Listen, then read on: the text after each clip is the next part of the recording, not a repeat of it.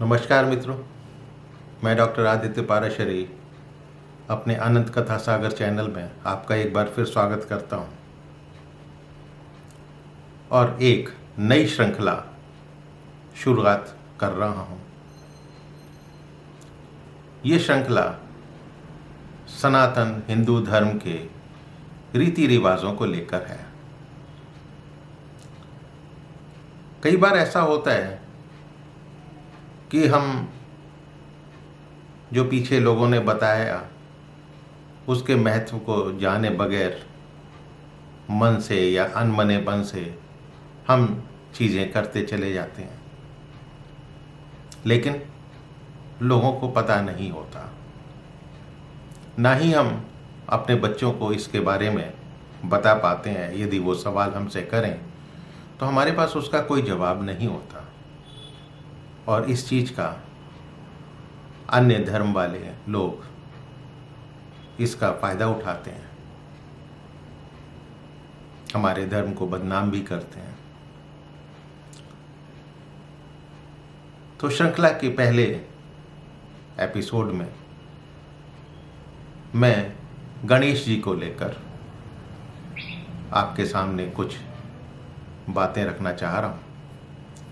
पहली तो यह है कि भाई किसी भी पूजा पाठ में गणेश जी का ही पूजन क्यों किया जाता है। पहले इसका विधान क्यों है।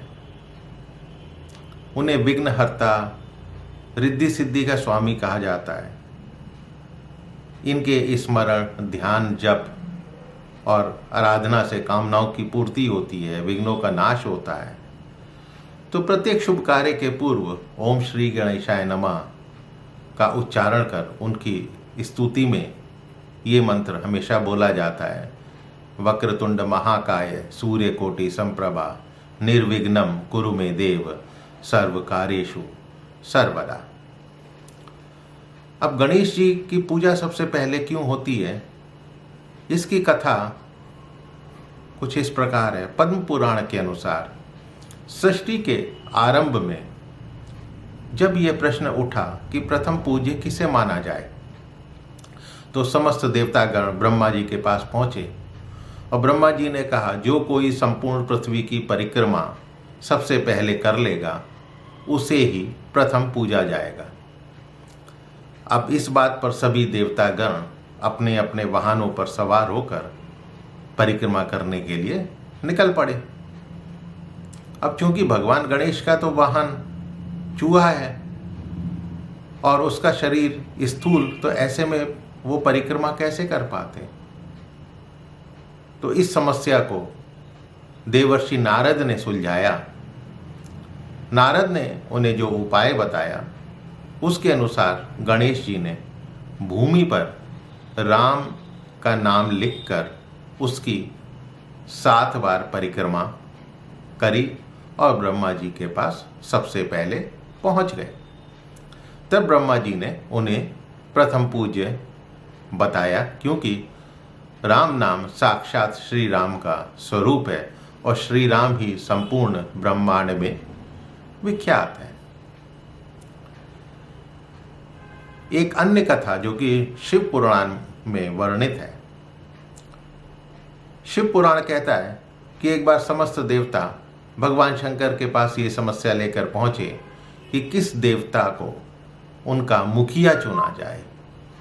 भगवान शिव ने यह प्रस्ताव रखा कि जो भी पहले पृथ्वी की 3 बार परिक्रमा करके कैलाश लौटेगा वही प्रथम पूज्य होगा, वही अग्र पूजा का अधिकारी होगा और उसे ही देवताओं का स्वामी बनाया जाएगा। अब चूंकि गणेश जी का वाहन चूहा अत्यंत धीमी गति से चलने वाला था, इसलिए अपने बुद्धि चातुर्य के कारण उन्होंने अपने पिता शिव और माता पार्वती की ही 3 बार परिक्रमा पूर्ण की और हाथ जोड़कर खड़े हो गए। शिव ने प्रसन्न होकर कहा कि तुमसे बढ़कर संसार में अन्य कोई प्राणी इतना चतुर नहीं हो सकता। माता पिता की 3 परिक्रमा से तीनों लोगों की परिक्रमा का पुण्य तुम्हें मिल गया, जो पृथ्वी की परिक्रमा करने से भी बड़ा है। इसलिए जो मनुष्य किसी भी कार्य के शुभारंभ से पहले तुम्हारा पूजन करेगा उसे कभी कोई बाधा नहीं आएगी। बस तभी से गणेश जी अग्र पूज्य हो गए और उनकी पूजा प्रथम होने लगी। तो ये दो अलग अलग कथाएं पुराणों में वर्णित हैं जिसको मैंने आपको बताया है, और मेरी आपसे विनती है कि इसको अपने बच्चों को इसके बारे में जरूर बताएं, क्योंकि सनातन धर्म की मान्यताएं, परंपराएं, उसके बारे में उनके तर्कों को शांत करने के लिए उनको ये बताना आवश्यक है। फिर मिलता हूँ किसी नई किस्से कथा कहानी इसी श्रृंखला की एक नई कथा के साथ। तब तक के लिए नमस्कार।